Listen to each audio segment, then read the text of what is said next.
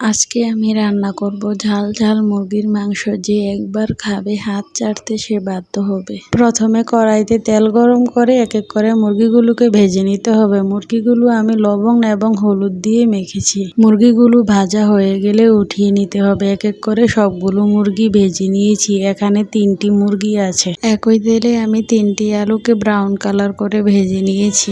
আলু এভাবে একটু তেলে ভেজে দিলে আমার কাছে এটা খুব ভালো লাগে। এখন পরিমাণ মতো তেলে আমি কিছু মেথি দিয়ে মেথিটা একটু ভেজে পেঁয়াজ বাটা দিয়েছি। পেঁয়াজ বাটাটা একটু ভেজে রসুন বাটা এবং আদা বাটা দিয়ে আরেকটু ভেজে নিব।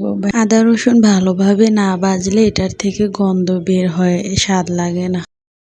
এখন 1.5টা টমেটোর মতো দিব আর পরিমাণ মতো পানি দিব কষানোর জন্য। পানিতে বলক চলে সকল গুঁড়া মশলা দিয়ে দিব। লবণ, হলুদের গুঁড়া, মরিচের গুঁড়া, গরম মশলা। আর গরম মশলাটা আমরা বাসাতেই তৈরি করি সকল মশলা মিক্সড করে। এখন এগুলোকে ভালোভাবে কষিয়ে নিতে হবে। যত বেশি কষাবেন তরকারির স্বাদ তত বেশি মজা হবে। কষানো হয়ে গেলে ভেজে রাখা সকল মুরগিগুলো দিয়ে ভালোভাবে মিশিয়ে নিতে হবে। মশলাতে মুরগিগুলো একটু কষিয়ে নিব। কষিয়ে নেওয়ার পরে ভেজে রাখা আলুগুলো দিয়ে আরেকটু মিক্সড করে নিব। আরেকটা কথা, আমি কিন্তু কোনো রান্না কারো কাছ থেকে শিখি নাই। আমি নিজের আইডিয়া থেকে আমি যত রান্না করি সব নিজের থেকেই শিখেছি। এখন পানি দিয়ে দিব পরিমাণ মতো। যে যতটুকু ঝোল রাখতে চান ততটুকু পানি দিবেন। এখন আমি তরকারিটাকে ঢেকে দিব বলক আসা পর্যন্ত। বলক আসলে তরকারিটাকে ভালোভাবে নেড়ে চেড়ে মিশিয়ে নিতে হবে। আর এটা একটু রান্না হয়ে আসলে উপর থেকে একটু গরম মশলা ছিটিয়ে দিব। মুরগি এবং আলুটা সিদ্ধ হয়ে আসা পর্যন্ত ভালোভাবে রান্না করে নিব। এই যে রান্না করে নিলাম মুরগি দিয়ে আলুর ঝোল। রেসিপিটা কার কেমন লাগলো কমেন্টে বলবেন।